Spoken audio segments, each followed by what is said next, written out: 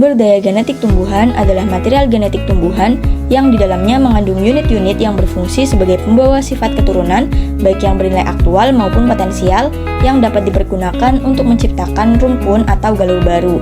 Sumber daya genetik tumbuhan sangat beragam dan memiliki banyak potensi yang dapat dimanfaatkan di berbagai bidang, salah satunya adalah di bidang industri. Kali ini saya akan membahas salah satu tumbuhan yang banyak dimanfaatkan di bidang industri, yaitu bambu. Bambu termasuk ke dalam famili Poaceae, subfamili Bambusoideae, dan terdiri dari kelompok spesies yang beragam. Ciri khas bambu non-herba pada kelompok Bambusaceae dan Arundinariae adalah batangnya berkayu, sistem percabangannya yang kompleks, struktur rimpang yang kuat, dan jarang berbunga. Selain itu, bambu bersifat monokotil tanpa pertumbuhan sekunder, yang berarti hanya tumbuh memanjang dan tidak ada pertumbuhan lateral atau radial seperti yang terdapat pada pohon. Bambu mempunyai ruas-ruas padat dan menggembung yang disebut buku-buku dan daerah di antara dua buku yang berurutan yang disebut ruas.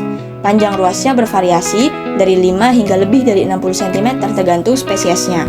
Bambu banyak ditemukan di daerah tropis dan subtropis serta di beberapa daerah beriklim sedang dengan kelimpahan yang banyak terdapat di Asia Timur dan Tenggara serta pulau-pulau di Samudra Hindia dan Pasifik. Lebih dari 75 genera dan sekitar 1.250 spesies bambu dilaporkan terdapat di seluruh dunia. India adalah negara yang menduduki peringkat kedua dalam hal sumber daya genetik bambu setelah Tiongkok yang menduduki peringkat pertama. Indonesia diperkirakan memiliki 157 jenis bambu, di mana 50% diantaranya merupakan bambu endemik. Gigantocloa merupakan genus asli yang terdapat di Pulau Jawa. Jenis bambu di Indonesia paling banyak ditemukan di Sumatera dan diikuti dengan Irian Jaya. Di Jawa ditemukan sebanyak 60 spesies bambu, dan 9 spesies bambu di Jawa diantaranya adalah Bambusa cornuta, Bambusa jacobsi, Dendrocalamus asper, Dinocloa matmat, Dinocloa scandens, Gigantocloa atrophiolaceae, Gigantocloa manggong, Nastus elegantissimus, dan Schizostachys biflorum. Saat ini, banyak industri menghadapi kelangkaan bahan baku berkualitas dan mencari limbah selulosa yang cocok untuk digunakan sebagai bahan baku awal. Pertumbuhannya yang cepat dan karakteristik seratnya yang tinggi menjadikan bambu sebagai solusi yang cocok dan berkelanjutan untuk keperluan industri, salah satunya adalah industri pulp dan kertas. Industri pulp dan kertas dianggap sebagai salah satu industri utama dunia. Meningkatnya kepedulian terhadap lingkungan dan menipisnya sumber daya alam telah memaksa industri kertas untuk mencari bahan baku alternatif untuk pembuatan kertas. Hal yang menjadi perhatian utama adalah mencari potensi serat non-kayu yang dapat dimanfaatkan sebagai pengganti bahan baku serat kayu. Spesies yang tumbuh cepat seperti bambu menarik perhatian karena potensinya dalam industri selulosa dan kertas. Bambu dianggap sebagai bahan industri serbaguna dan sangat diperlukan karena merupakan sumber bahan baku berserat panjang untuk industri pulp dan kertas. Bambu dan kayu seringkali dianggap sama, padahal sejatinya bambu merupakan salah satu hasil hutan bukan kayu. Bahan alami ini memiliki produktivitas biomasa yang tinggi, dengan beberapa spesies mengalami peningkatan biomasa sekitar 10-30% per hari dan siklus panen yang pendek yaitu 3-4 tahun.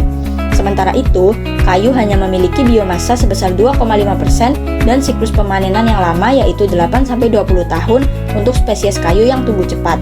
Beberapa spesies bambu yang dapat dimanfaatkan dalam pembuatan kertas yaitu Bambusa bambos, Bambusa blumeane, Bambusa vulgaris, Dendrocalamus strictus, dan Dendrocalamus asper atau yang biasa dikenal dengan bambu betung. Nah, bambu betung ini adalah komoditas yang paling banyak diproduksi pada tahun 2019, yaitu sebanyak 17,1 miliar. Tanaman bambu betung mempunyai beberapa keunggulan, diantaranya adalah cepat berkembang sehingga bisa dipanen dalam waktu 3 tahun dan memiliki karakteristik fisik bambu, terlebih sifat subordinat serat yang berkualitas dari kayu.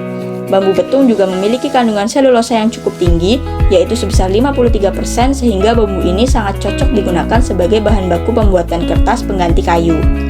Cara pembuatan kertas dari bambu betung yang paling umum dilakukan adalah dengan memanfaatkan proses pulping organosoft acetosel dengan menambahkan campuran CH3COOH, yang mana proses ini tidak berbahaya bagi ekosistem, memerlukan energi yang rendah, serta bisa menaikkan rendemen dan mutu bubur kertas. Pemanfaatan bambu betung dalam sistem pulping harus melalui tahap pre-treatment atau proses penanganan awal sebelum memasuki tahap pemasakan. Proses ini berencana mengecilkan ukuran bambu menjadi serpihan kayu. Bambu betung yang ditebang disimpan di storage bahan baku menggunakan temperatur 32 derajat Celcius. Bambu betung yang siap pakai adalah bambu berumur sekitar 3 tahun. Bambu betung dari storage akan dipindahkan ke drum chipper untuk dicacah menjadi serpihan, kemudian menuju ball mill untuk dihancurkan kembali menjadi potongan-potongan dengan ketebalan kurang lebih 6 mm. Chip kemudian disaring menggunakan free batting screening. Serpihan bambu yang tidak lolos penyaringan akan dibawa kembali menuju ball mill dan serpihan yang lolos akan dialirkan ke bin. Setelah itu, chip akan memasuki tahap pemasakan.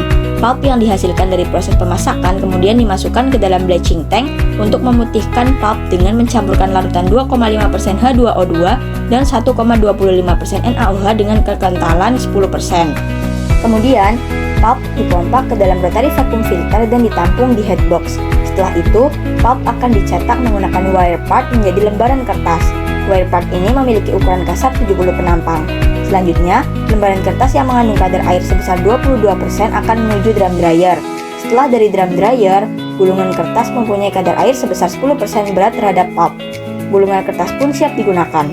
Semakin banyaknya permintaan kertas dari bambu dapat mengakibatkan terjadinya overeksploitasi pada spesies bambu yang memiliki nilai jual yang tinggi dan mudah dipasarkan.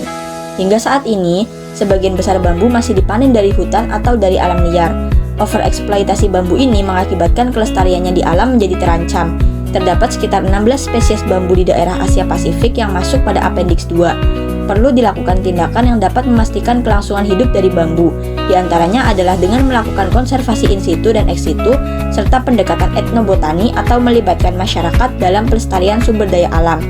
Keragaman genetik dan pengetahuan keragaman genetik merupakan salah satu kunci utama untuk kelestarian bambu di masa mendatang. Oleh karena itu, marilah kita sebagai masyarakat turut berperan aktif dalam melestarikan sumber daya genetik bambu dan juga tumbuhan lainnya agar tidak terjadi erosi genetik yang berujung pada kepunahan.